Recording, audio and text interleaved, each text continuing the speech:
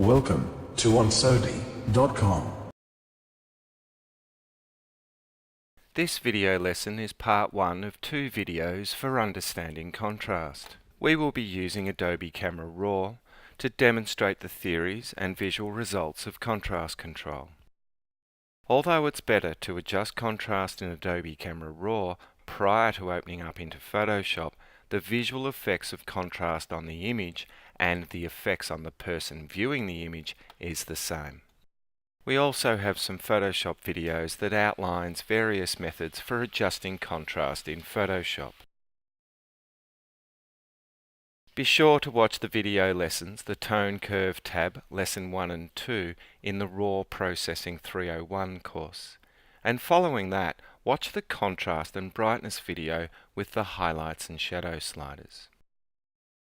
In this video, we will discuss the basic understanding of contrast and what we can do with raw processing software to modify the contrast. And finally, we'll be looking at some photographic advantages of adjusting contrast in the second video.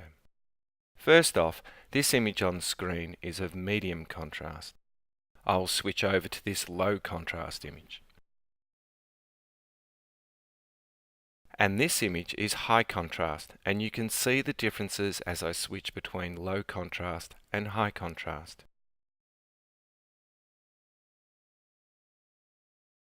In high contrast, we have very strong blacks and whites and a clear definition between tones.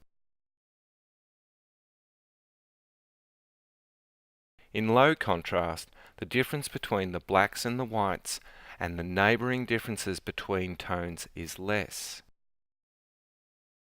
Let's now look at some pictures. This is low contrast. And this is a high contrast image, strong blacks and bright highlights.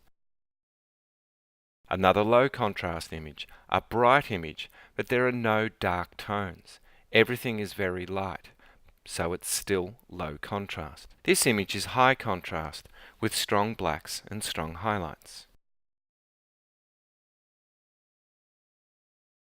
This image has deep shadows and bright hot highlights, which is high contrast.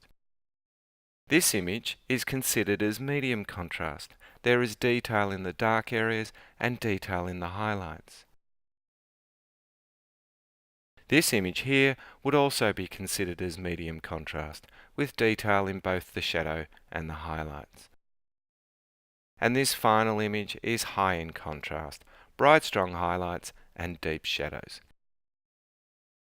So we ask the question, what is contrast? Contrast is the relationship or the difference between tonal ranges in an image. A high contrast image has larger differences between tones, and a low contrast image has less differences. Contrast can take a long time to learn and master, but it's important to understand some key elements about contrast. There are 3 basic areas of contrast. Subject contrast, the actual contrast of the subject matter. And remember, the entire photograph is the subject. A landscape image is the subject. A portrait and its background is the subject when we talk about contrast.